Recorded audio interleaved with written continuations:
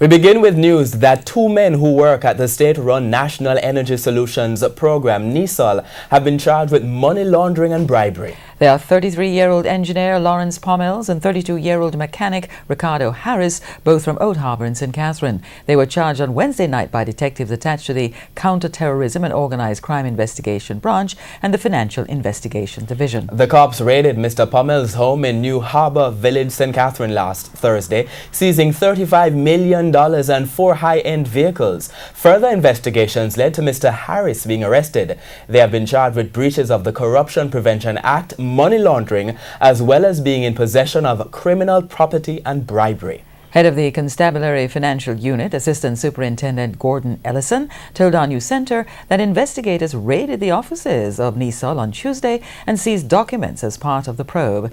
Mr. Pommels and Mr. Harris are booked to appear before the St. Catherine Parish Court tomorrow.